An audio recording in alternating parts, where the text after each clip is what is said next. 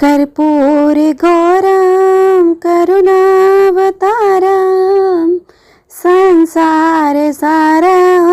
भुजगेन्द्रहारं सदा वसन्तं हृदयारविन्दे भवं भवानी सहितं नमामि। नमस्कार भक्तजनों, मेरे YouTube चैनल शिव शक्ति में आप सभी का हार्दिक स्वागत है। आज हम इस वीडियो में सुनेंगे शिव महात्म कथा पुराण का 5वां अध्याय। इसके पहले हमने 4वां अध्याय सुना था। भक्तजनों, मैं आप लोगों का तहे दिल से धन्यवाद करती हूँ इसके पहले वीडियो में जो आपने प्यार और दुलार दिया। आशा करती हूँ आप अपना ये प्यार और दुलार मेरे प्रति इसी प्रकार बनाए रखेंगे। अब हम शिव पुराण कथा का 5वां अध्याय का रसपान करेंगे। कृपया कर आप लोग ध्यान से इस कथा को सुने। गिरिजा बोली, बेटी, बिंदुक नामक तुम्हारा पति बड़ा पापी था। उसका अंतःकरण बहुत ही दूषित था। वेश्या का उपभोग करने वाला वह महामूढ़ मरने के बाद नरक में पड़ा। अनगिनत वर्षों तक नरक में नाना प्रकार के दुख भोग कर वह पापात्मा अपने शेष पाप को भोगने के लिए विंध्य पर्वत पर पिशाच बन के बैठा है। इस समय वह एक पिशाच की अवस्था में है और नाना प्रकार के कलेश उठा रहा है। वह दुष्ट वहीं वायु पीकर रहता और वहीं सदा सब प्रकार कष्ट सहता है। अब सूत जी कहते हैं, शौनक, गौरी देवी की यह बात को सुनकर उत्तम व्रत का पालन करने वाली चंचुला पति के महान दुख से दुखी हो गई। फिर मन को स्थिर करके चंचुला ने व्यवस्थित हृदय से महेश्वरी को प्रणाम करके पुनः पूछा, चंचुला बोली, महेश्वरी, महादेवी मुझ पर कृपा कीजिए और दूषित कर्मकांडी दुष्ट पति का अब उद्धार कर दीजिए। देवी, कुत्सित बुद्धि वाले मेरे उस पापात्मा पति को किस उपाय से उत्तम पति की प्राप्ति गति की प्राप्ति हो सकती है, यह शीघ्र बताने की कृपा कीजिए। आपको नमस्कार है। पार्वती जी ने कहा, तुम्हारा पति अगर शिव पुराण की पुण्यमयी उत्तम कथा सुनने तो सारी दुर्गति को पार करके उत्तम गति का भागी हो सकता है। अमृत के समान मधुर अक्षरों से युक्त गौरी देवी का वचन आनंद पूर्वक सुनकर चंचुला ने हाथ जोड़ मस्तक झुकाकर उन्हें बारंबार प्रणाम किया और अपने पति के समस्त पापों की शुद्धि तथा उत्तम गति की प्राप्ति के लिए पार्वती देवी से यह प्रार्थना की कि मेरे पति को शिव पुराण सुनने की व्यवस्था की जाए। उस ब्राह्मण पत्नी के बारंबार प्रार्थना करने पर शिव प्रिया गौरी देवी को बड़ी दया आ गई।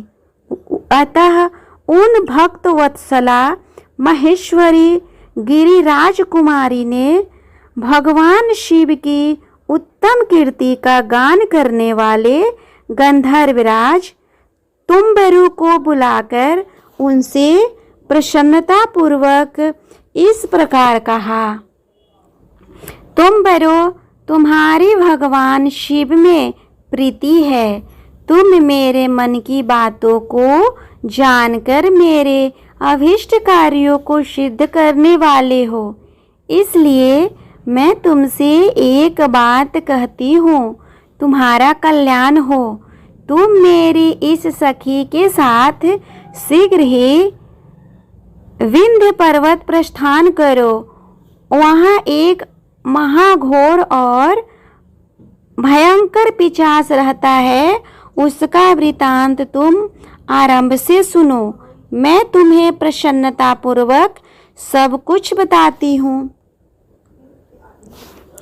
पूर्व जन्म में वह पिशाच विंदुग नामक ब्राह्मण था।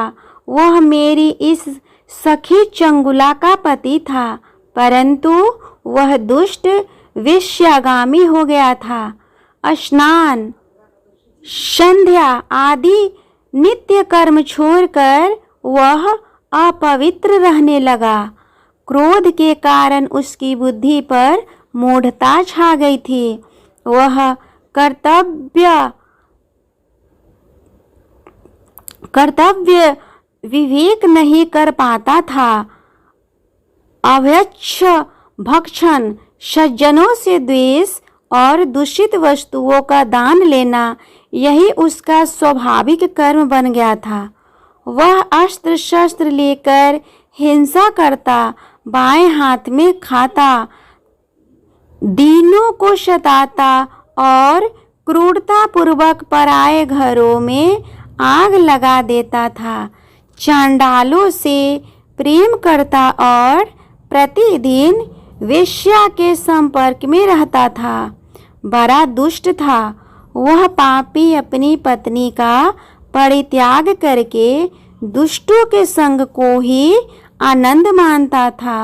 वह मृत्यु पर्यंत दुराचार में ही फंसा रहा। फिर अंतकाल आने पर उसकी मौत हो गई।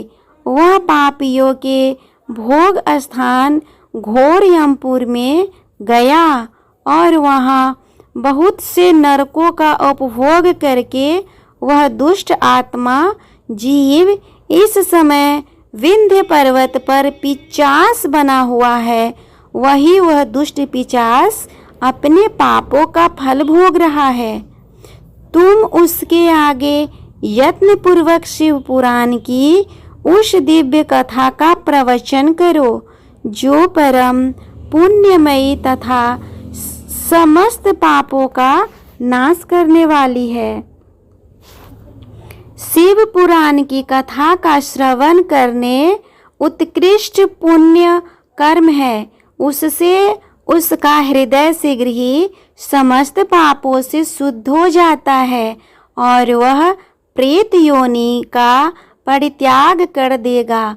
उस दुर्गति से मुक्त होने पर बिंदुग नामक पिशाच को मेरी आज्ञा से विमान पर बैठाकर तुम भगवान शिव के समीप ले जाओ। सूत जी कहते हैं, शौनक, महेश्वरी उमा के आदेश देने पर गंधर्वराज तुम्बरु मन ही मन बड़े प्रसन्न हुए। उन्होंने अपने भाग्य की सराहना की। तत्पश्चात उस पिशाच की सती साध्वी पत्नी चंगुला के साथ विमान पर बैठकर नारद के प्रिय मित्र चुम्बरु वेग पूर्वक विंध्याचल पर्वत पर पहुंच गए, जहां वह पिशाच निवास करता था। वहां उन्होंने उस पिशाच को देखा। उसका शरीर विशाल था, ठोड़ी बहुत बड़ी थी। वह कभी हंसता, कभी रोता, कभी उछलता था। उसकी आकृति बड़ी विकराल थी। भगवान शिव की उत्तम कृति का गान करने वाले महाबली तुम्बरु ने उस भयंकर पिशाच को पासों में बांध लिया। तत्पश्चात तुम्बरु ने शिव पुराण की कथा बाँचने का निश्चय करके महोत्सव युक्त स्थान पर मंडप आदि की रचना की। इतने में ही सतपूर्ण लोकों में बड़े वेग से यह प्रचार हो गया कि देवी पार्वती की आज्ञा से एक पिशाच का उद्धार करने के उद्देश्य से शिव पुराण की उत्तम कथा सुनने के लिए तुम्बरू विंध्य पर्वत पर पहुँचे हुए हैं। फिर तो उस कथा के सुनने के लोभ से बहुत से देवर्षि भी शीघ्र ही वहां जा पहुँचे। आदर पूर्वक शिव पुराण सुनने के लिए आए हुए लोगों का उस पर्वत पर बड़ा अद्भुत और कल्याणकारी समाज जुट गया। फिर तुम्बरू ने उस पिशाच की पासों में बांधकर आसन पर बिठाया और हाथ में वीणा लेकर गौरीपति की कथा का आरंभ किया। पहली अर्थात विधेश्वर संहिता से लेकर 7वीं वायु संहिता तक महात्म्य सहित शिव पुराण की कथा का उन्होंने स्पष्ट वर्णन किया। 7 संहिताओं सहित शिव पुराण का आदर पूर्वक श्रवण करके वे सभी श्रोता पूर्ण रूप से कृतार्थ हो गए। उस परम पुण्यमय शिव पुराण को सुनकर उस पिशाच ने अपने सारे पापों को धोकर उस पैशाचिक शरीर का त्याग कर दिया। फिर तो शीघ्र ही उसका रूप दिव्य हो गया। अंग कांति गौर वर्ण की हो गई। शरीर पर श्वेत वस्त्र तथा सब प्रकार से पुरुषोचित आयु भूषण उसको अंगों को उद्वासित करने वाले वह त्रिनेत्रधारी चंद्रशेखर रूप का हो गया। इस प्रकार दिव्य देहधारी रूप होकर श्रीमान बिंदुग अपनी प्राण वल्लभा चंगुला के साथ स्वयं भी पार्वती वल्लभ भगवान शिव का गुणगान करने लगा। उसकी स्त्री को इस प्रकार से सुशोभित देख वे सभी देवर्षि बड़े विस्मित हुए। उनका चित्त परमानंद से परिपूर्ण हो गया।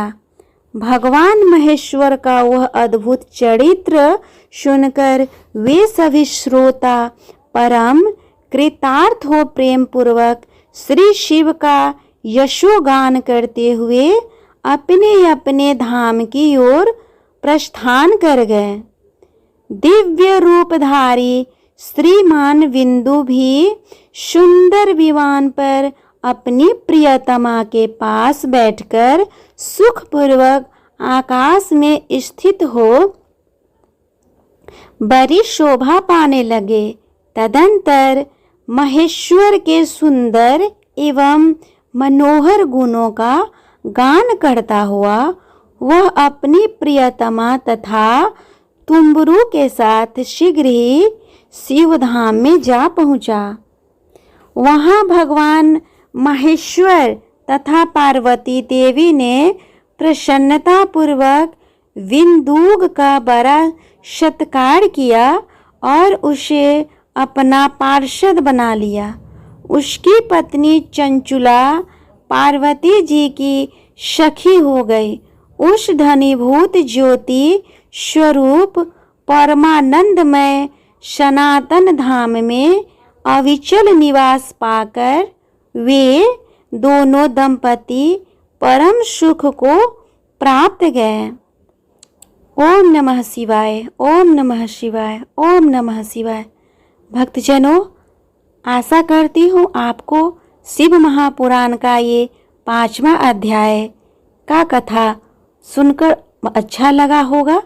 अगर सही लगे तो मेरे वीडियो को लाइक और शेयर करें और मेरे चैनल को भी सब्सक्राइब कर ले, ताकि जब मैं शिव महापुराण कथा का 6ठा भाग अपलोड करूं उसका नोटिफिकेशन सबसे पहले आपको मिले और आप उस कथा के श्रवण के फल का लाभ प्राप्त कर पाए। साथ ही अगर आपने शिव महापुराण कथा का इसके पहले का भाग नहीं सुन पाए हो तो मेरे चैनल के प्लेलिस्ट में आप लोगों को मिल जाएंगे, आप वहां से सुन सकते हैं। साथ ही श्रावण मास महात्म कथा का भी वीडियो आपको मेरे चैनल पर मिल जाएगा। श्रावण मास में श्रावण मास महात्म कथा का विशेष फल और लाभ होता है, वहां से उस कथा का आप लाभ उठा सकते हैं। तब तक के लिए भगवान शिव शंकर आप सभी पे अपनी कृपा बनाए रखे। श्री शिवाय नमस्तुभ्यं भक्तजनों।